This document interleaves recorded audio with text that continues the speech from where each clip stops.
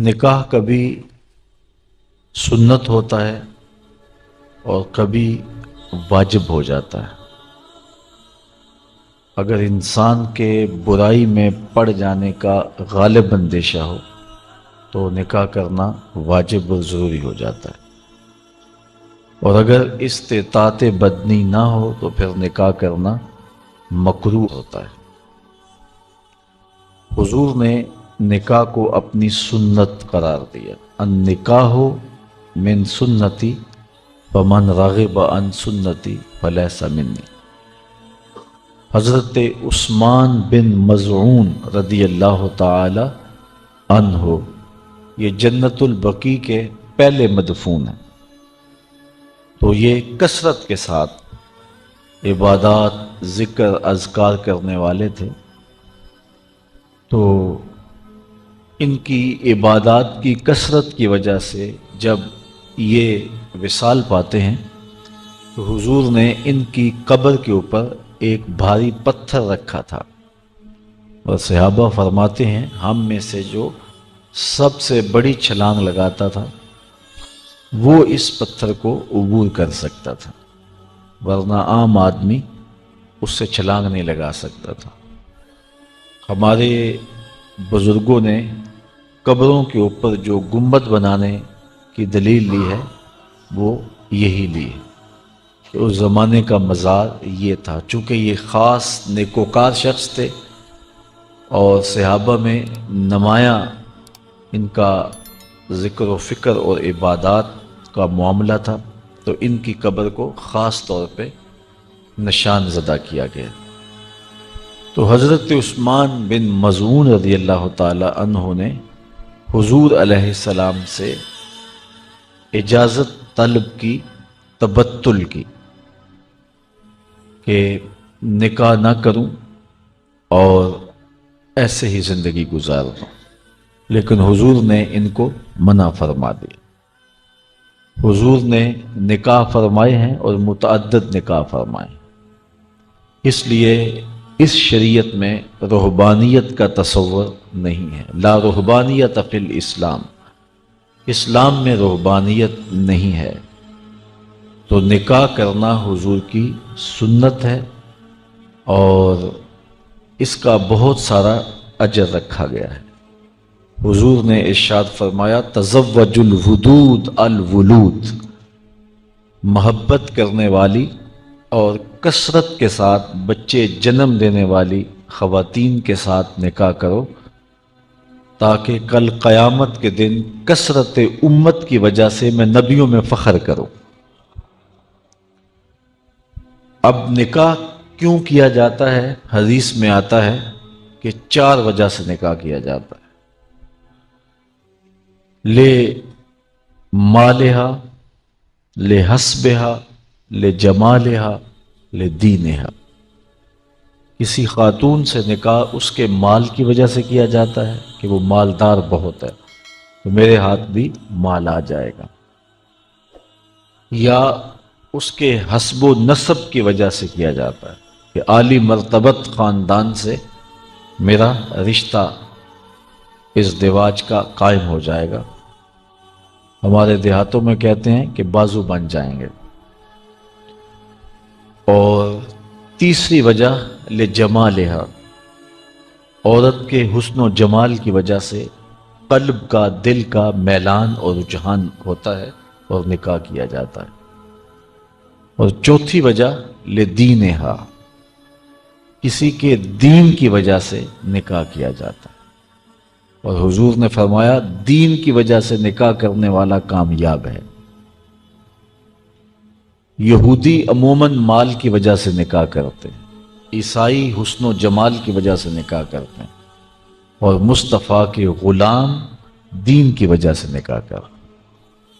حضور نے ارشاد فرمایا جب تمہیں کوئی پیغام نکاح بھیجے اور تمہیں اس کا دین اور اس کے اخلاق پسند ہوں تو پھر انکار نہ کرو، نکاح کر دو۔ تو نکاح کا سبب دین ہے، کیونکہ جس سے آپ نکاح کر رہے ہیں اس نے صرف آپ کی بیوی ہی نہیں بننا کل تمہارے بچوں کی ماں بھی بننا ہے۔ ابو الاسود الدؤلی، یہ بہت عرب کا شاعر ہوا ہے، ایک دن اپنے بچوں سے کہنے لگا کہ میں نے تمہارے اوپر احسان کیا ہے، تمہارے پیدا ہونے سے قبل اور تمہارے پیدا ہونے کے بعد۔ تو بچوں نے کہا کہ ہمارے پیدا ہونے کے بعد آپ نے ہمارے اوپر جو احسانات کیے ہیں وہ تو سمجھ میں آتے ہیں، لیکن ہمارے پیدا ہونے سے پہلے آپ نے ہمارے اوپر کون سے احسانات کیے ہیں؟ تو ابو الاسود الدؤلی کہنے لگا کہ میں جب اپنے لیے نکاح کے لیے خاتون تلاش کرنے لگا تو میں ایک شاعر ہوں، تو میری طبع میں یہ تھا کہ میں خوبصورت خاتون سے نکاح کروں، لیکن میں نے پھر یہ سوچا کہ میں اپنی خواہش کو مقدم نہ رکھوں، میں اس خاتون کو تلاش کروں جو کل میرے بچوں کی اچھی ماں بن سکے۔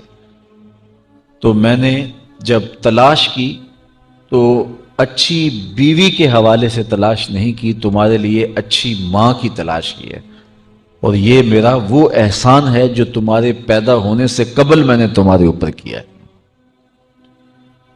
حضور نبی رحمت صلی اللہ علیہ وآلہ وسلم نے ارشاد فرمایا، تین چیزیں انسان کی خوش بختی سے ہیں: اچھا گھر، اچھی بیوی اور اچھی سواری۔ اگر یہ تین چیزیں کسی کو میسر آ جائیں تو وہ انسان کی خوش بختی ہے۔ یہ بھی ارشاد فرمایا، دنیا متاع ہے اور دنیا کا بہترین متاع صالحہ عورت ہے، اور صالحہ عورت کی تعریف یہ کی گئی کہ مرد جب اس کو دیکھے تو خوش ہو جائے، اور جب وہ حکم دے تو وہ اطاعت کرے، اور جب وہ گھر سے چلا جائے تو اس کی عزت اور اس کے مال کی حفاظت کرے۔ تو جس میں یہ خوبیاں ہوں وہ صالح خاتون ہے، اچھی خاتون ہے اور اچھی بیوی ہے۔ حضور نبی رحمت صلی اللہ علیہ وآلہ وسلم نے اس دواجی زندگی کے حسن پر کتنی خوبصورت بات ارشاد فرمائی، فرمایا کہ عورت کے، بیوی کے مزاج سے آپ کو موافقت نہیں ہے، اس کی کچھ عادتیں تمہیں ناپسند ہیں، تو اس کی کچھ ایسی عادتیں بھی ہوں گی جو تمہیں پسند ہوں گی۔ تو ادھر بیوی کو یہ ارشاد کیا کہ اگر اللہ کے علاوہ کسی کو سجدہ جائز ہوتا تو میں خاتون کو حکم دیتا کہ وہ اپنے شوہر کو سجدہ کیا کرے۔ اگر خاتون اس کو مد نظر رکھے تو شوہر کو شکایت پیدا نہیں ہو سکتی، اور اگر شوہر اس حدیث کو مد نظر رکھے کہ اس کی کچھ عادتیں مجھے ناپسند ہیں تو کچھ عادتیں ایسی بھی ہیں جو مجھے پسند ہیں، یہ ماں باپ کا گھر چھوڑ کے آئی ہے، میرے لیے وطن چھوڑا ہے، اپنا آبائی گھر چھوڑا ہے، بہن بھائیوں کو چھوڑ کے میرے لیے وقف ہو گئی ہے، تو یہ چیزیں یقیناً مرد کے لیے اس عورت کی محبت کو پیدا کرنے کے لیے کافی ہیں۔ حضور نبی رحمت صلی اللہ علیہ وآلہ وسلم نے یہ بھی ارشاد فرمایا کہ جب کوئی شخص نکاح کرتا ہے تو شیطان واویلا کرتا ہے کہ اس نے اپنے آپ کو مجھ سے بچا لیا، چونکہ شیطان کا بہت بڑا جال یہ ہے کہ وہ ریشمی جال پھینک کے انسانوں کو پھانستا ہے، تو جب کوئی نکاح کرتا ہے تو وہ پریشان ہو جاتا ہے۔ اور ایک حدیث میں یہ بھی ارشاد فرمایا گیا کہ جب کوئی شخص نکاح کرتا ہے اس کے آدھے دین کی حفاظت اللہ نے کر دی، اور باقی آدھے دین کے بارے وہ اللہ سے ڈرے۔ نکاح ایک عہد ہے، ایک پیمان ہے جو زندگی گزارنے کا زوجین کے درمیان ہوتا ہے، اور شریعت اسلامیہ میں النکاح ینعقد بالایجاب والقبول لفظاً بحضور الشاہدین بالغین عاقلین حرین مسلمین۔ دو عاقل بالغ مرد، آزاد مرد یا ایک مرد اور دو مردوں کی موجودگی میں ایجاب اور قبول کا نام نکاح ہے۔ اور اس نکاح میں مہر مقرر کیا جائے اور وہ مہر مرد کی حیثیت کے مطابق ہو۔ ہم شادی میں لاکھوں روپے خرچ کرتے ہیں، لیکن جب مہر کی باری آتی ہے تو اس وقت ہمیں 32 روپے اور 10 آنے یاد ہوتے ہیں، جبکہ اتنے پیسے تو بچہ بھی نہیں لیتا۔ اور یہ مہر حق بدا ہے، یہ عورت کا حق ہے، تو یہ کشادگی کے ساتھ حق مہر پیش کرنا چاہیے اور عورت کا حق ہے۔ دو گواہوں کا موجود ہونا اور پھر نکاح اعلانیہ ہونا چاہیے۔ حضور نے ارشاد فرمایا اعلنوا ھذا النکاح واجعلوہ فی المساجد، کہ نکاح کا اعلان کرو اور اسے مسجدوں میں منعقد کرو۔ نکاح کے اعلان کے جو مقاصد ہیں وہ بچہ بچہ جانتا ہے، تاکہ جب زوجین چلیں گے آئیں گے کہیں بیٹھیں گے تو لوگوں کو پتہ ہوگا کہ ان کا نکاح ہوا ہے، کوئی شک کی نظر سے نہیں دیکھ سکے گا۔ اور دوسرا ارشاد فرمایا اس کو مسجدوں کے اندر منعقد کرو۔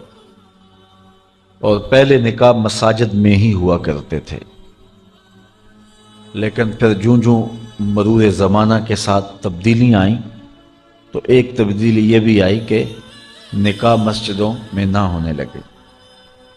عیسائیوں میں آج بھی جوڑا گرجا گھر میں جاتا ہے اور پادری کو ان کے پاس نہیں آنا پڑتا، بلکہ وہ وہاں جا کر کے عبادت خانے کے اندر اپنے گرجا گھر کے اندر جا کے نکاح کرواتے ہیں۔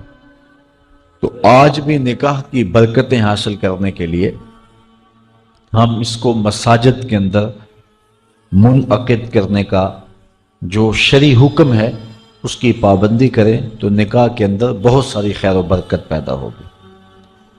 آسان نکاح فرمایا گیا ہے وہ ہے جس کے اندر اخراجات بہت کم آئیں۔ ہم نے نکاح کو مشکل بنا لیا ہوا ہے اور اس کے ساتھ اتنے لوازمات پیدا کر دیے گئے ہیں کہ اس زمانے کے اندر بدی آسان ہو گئی ہے اور نکاح مشکل ہو گیا ہے۔ حضور علیہ السلام کے زمانے میں ایسا نہیں ہوتا تھا۔ سیدہ طیبہ طاہرہ سیدہ فاطمہ الزہرا رضی اللہ تعالی عنہا کا نکاح دیکھیے اور ان کو جو جہیز حضور نے دیا ہے اس کو دیکھیے اور زندگی کو سہل بنانے کی کوشش کیجیے۔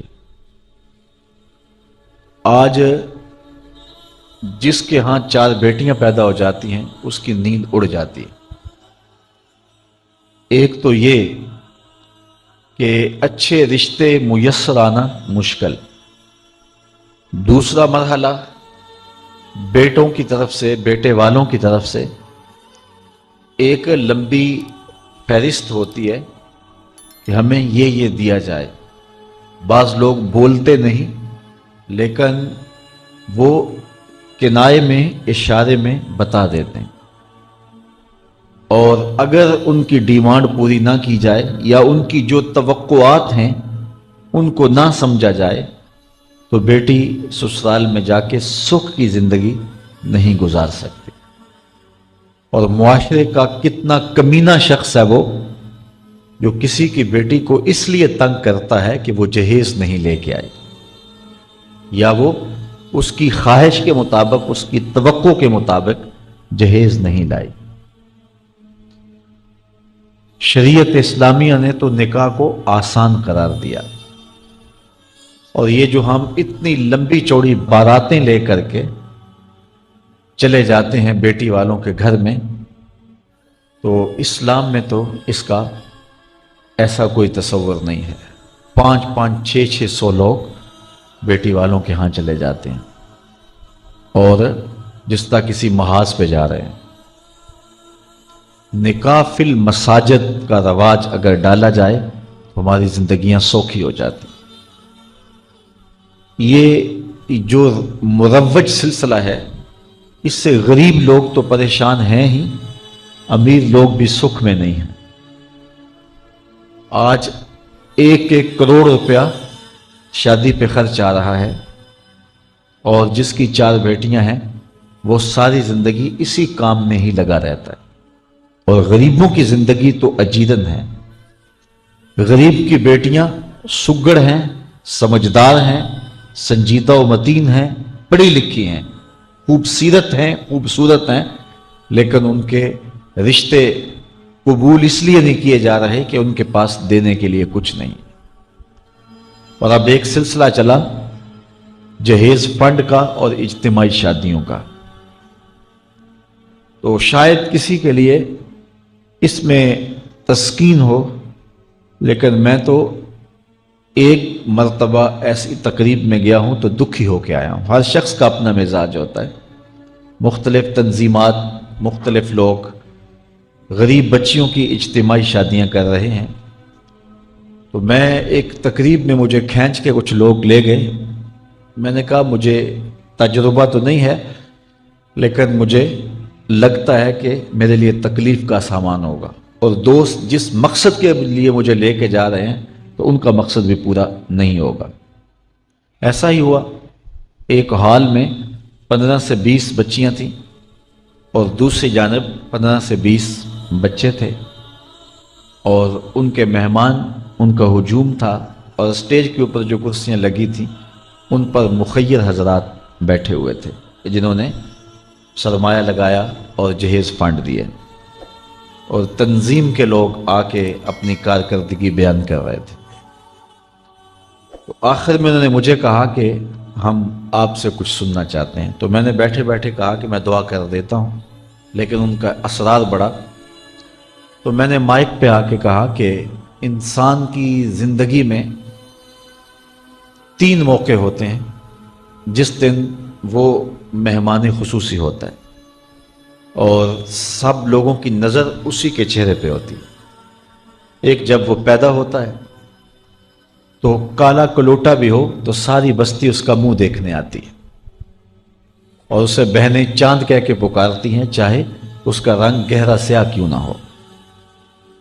دوسرا موقع انسان پر اس وقت آتا ہے جب وہ دولہا بنتا ہے، تو سارے لوگ اسی کو دیکھتے ہیں اور وہ نگاہوں کا مرکز ہوتا ہے، اور چیف گیسٹ وہی ہوتا ہے.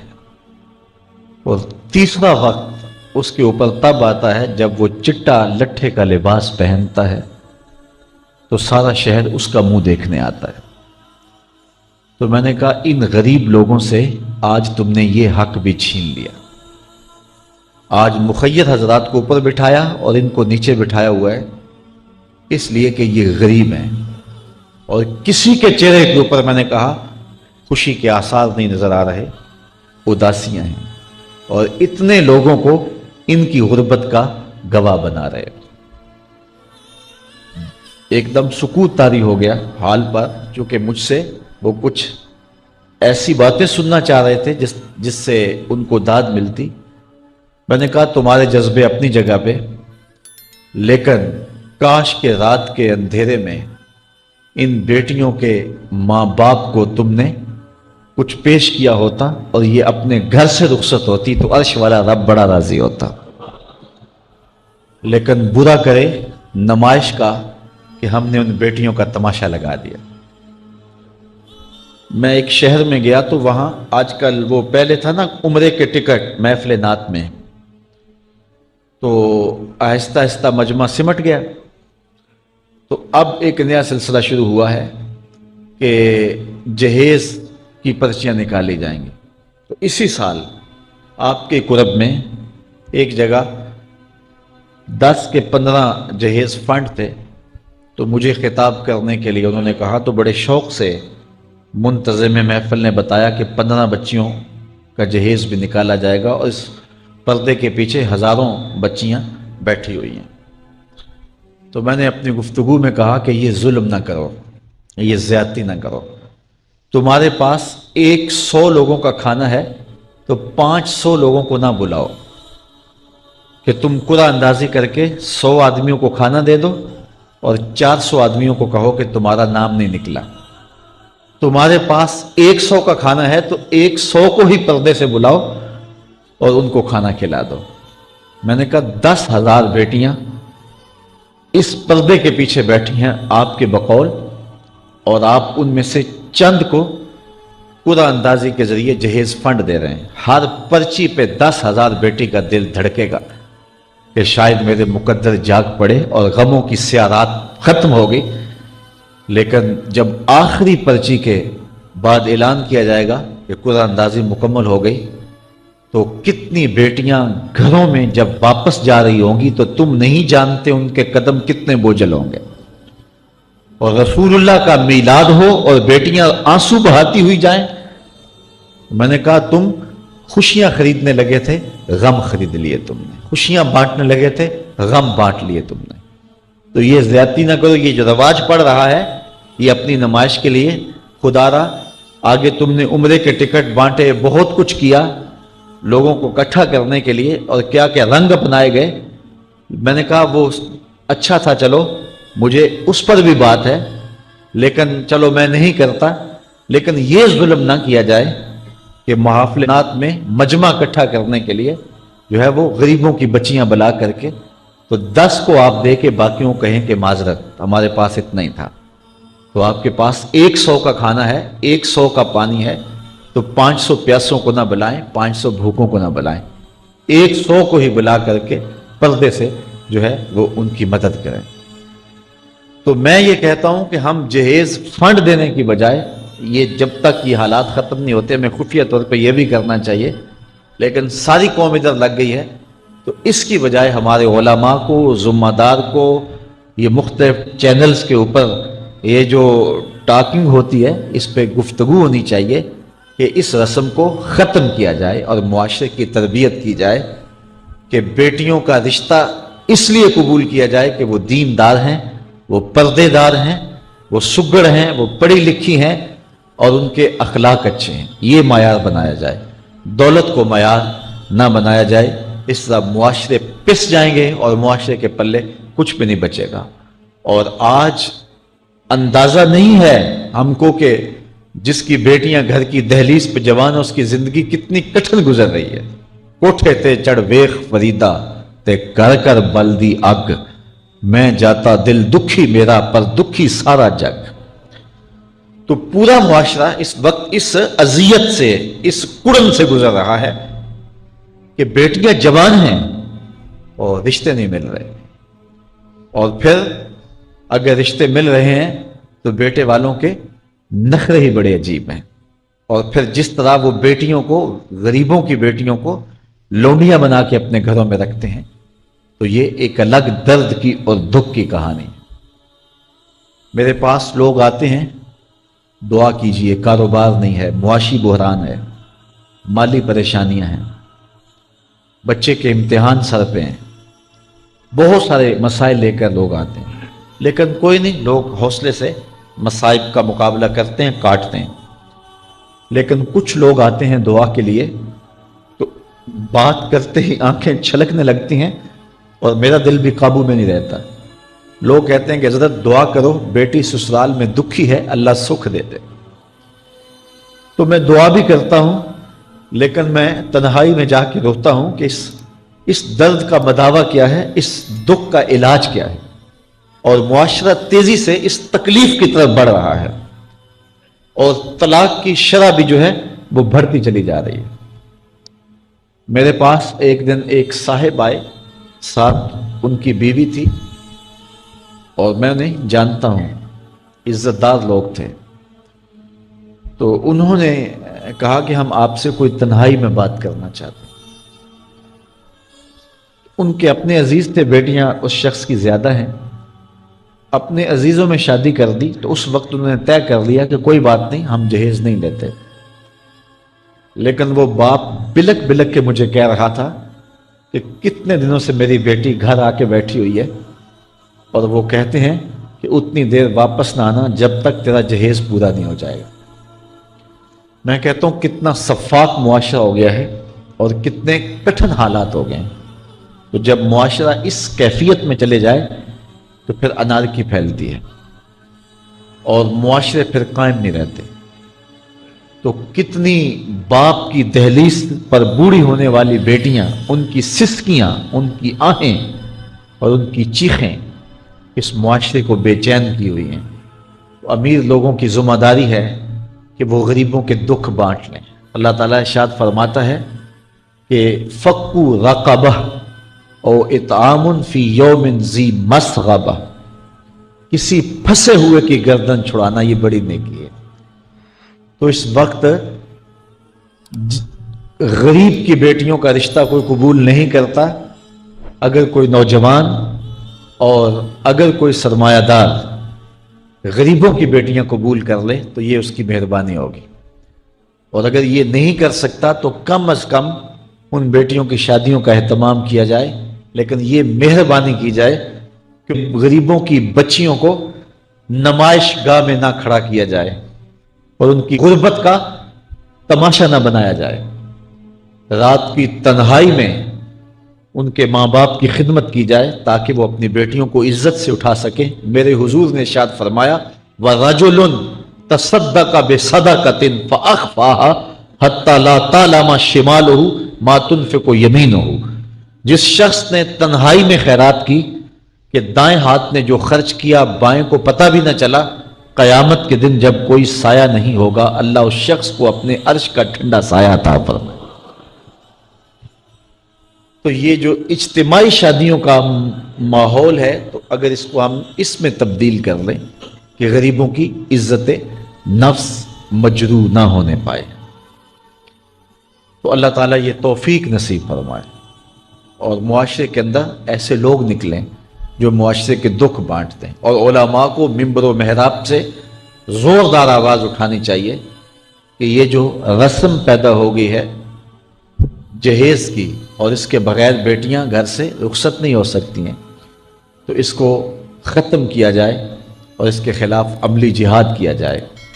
اور اس کے لیے امیر لوگ نمونہ بنیں.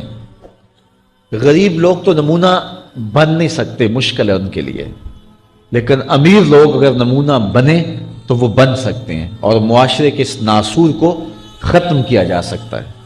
اور غریبوں کی بیٹیاں عزت سے اپنے پیا گھر سدھار سکتی ہیں اور ان کو جو ہے ان کے ماں باپ کو تسکین کی اور چین کی نیند آ سکتی ہے.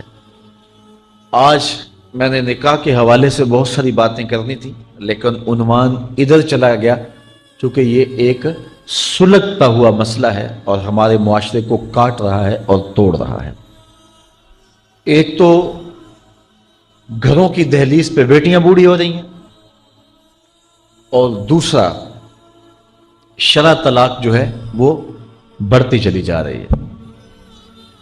اس حوالے سے میں زیادہ لمبی گفتگو نہیں کرتا، صرف دو چار باتیں کہ طلاق اگرچہ مرد کا شرعی حق ہے اور اگر نباہ نہ ہوتا ہو تو طلاق دینا ناگزیر ہو جائے تو طلاق دینا ہی پڑتا ہے. لیکن اس کے باوجود اگر کوئی شخص اپنی بیوی کو برداشت کرتا رہے تو قیامت کے دن رب کی رحمتوں کا حقدار ہوگا. جائز کاموں میں جو سب سے ناپسندیدہ امر ہے وہ طلاق ہے، اور جب کوئی شخص طلاق دیتا ہے اللہ کا عرش بھی ہلنے لگ جاتا ہے. امرأہ مردودہ اس خاتون کو کہتے ہیں جس کے شوہر نے اس کو طلاق دے دی اور وہ اس قابل نہیں ہے کہ اس کا دوبارہ نکاح ہو سکے. پہلے ہی بڑی مشکل نکاح ہوا تھا، بدصورت تھی، جہیز نہیں لا سکی تھی، تو پہلے بڑی مشکل نکاح ہوا تھا، اب طلاق ہو گئی تو اب تو اور زیادہ امکان مشکل ہو گیا. تو وہ اپنے باپ کی دہلیز پہ بیٹھ گئی، آگے نکاح کا ارادہ بھی نہیں ہے چونکہ امکان باقی نہیں ہے. تو اس عورت کو شریعت میں کہتے امرأہ مردودہ، لٹائی گئی خاتون. حدیث میں آتا ہے کہ کل اس خاتون کے باپ کو اس کے گناہوں کی وجہ سے جہنم کا حکم ہوگا، تو یہ جہنم اور اپنے باپ کے درمیان آڑ بن کے کھڑی ہو جائے گی اور رب سے بحث کرے گی کہ میرے مالک تو نہ مجھے عقل دی نہ تو نے مجھے شکل دی، سسرال نے قبول نہ کیا اور خامن نے دھتکار دیا۔ یہ ایک بوڑھا باپ ہی تھا جو مزدوریاں کر کر کے میرا پیٹ پالتا رہا، اس کے بڑے گناہ ہوں گے لیکن مالک میں تو اس کو جہنم میں نہیں جانے دوں گی۔ اللہ سے لڑائی کرے گی، بحث کرے گی، اللہ اکبر، الجھاؤ پیدا کر دے گی۔ حدیث میں آتا ہے اللہ اس خاتون کی سفارش مان کے اس کے بوڑھے باپ کو جنت عطا فرما دے گا۔ اگر طلاق دینا ناگزیر ہو جائے، بہت ضروری ہو جائے طلاق دینا، اور اس کے بغیر کوئی دوسرا راستہ نظر نہیں آ رہا، تو پھر بھی 3 طلاقیں اکٹھی نہ دیں، 1 طلاق دے دیں۔ اور 1 طلاق دینے کا فائدہ یہ ہوگا کہ 3 مہینے کے بعد عورت فارغ ہے، آگے نکاح کرنا چاہے تو کر سکتی ہے۔ لیکن اگر 3 ماہ کے بعد، 4 ماہ کے بعد، سال کے بعد، 2 سال کے بعد اس نے آگے نکاح نہیں کیا تو دوبارہ ان کا پروگرام نکاح کا ہو جاتا ہے، تو پھر واپس آنا آسان ہوتا ہے۔ تو لوگ یک مشت 3 طلاقیں دے دیتے ہیں اور پھر مسئلہ پوچھتے ہیں، تو چونکہ ہمارے یہاں کثرت احناف کی ہے اور واضح احکام جو شریعت کے ہیں وہ 3 اکٹھی طلاقیں اگرچہ ناپسند ہیں لیکن 3 طلاقیں اکٹھی 3 ہی ہو جاتی ہیں، تو پھر اس کے بعد اپنا مسلک بدلنے کی کوشش کرتے ہیں، یا جو ہے وہ ایسے لوگوں سے فتویٰ دیتے ہیں جن کا یہ فتویٰ نہیں ہے، اور ایک عجیب الجھن میں مبتلا ہو جاتے ہیں۔ اس لیے اگر ناگزیر ہو جائے طلاق دینا تو پھر بھی 1 طلاق دینی چاہیے۔ جو 3 طلاقوں سے حاصل ہوگا، عورت سے الگ ہونا، وہ 1 طلاق سے ہی حاصل ہوگا، اور 1 طلاق بھی طہر کی حالت میں دینا چاہیے، عالم حیض میں نہیں، کیونکہ ان دنوں کے اندر مرد کا رجحان عورت کی طرف زیادہ ہوتا ہے، اس لیے شریعت نے طہر میں طلاق دینے کا حکم دیا ہے اگر کوئی طلاق دینا چاہے۔ لیکن اگر کوئی حیض میں طلاق دے دے تو پھر بھی طلاق ہو جائے گی، تینوں اکٹھی دے دیں پھر بھی طلاق ہو جائے گی۔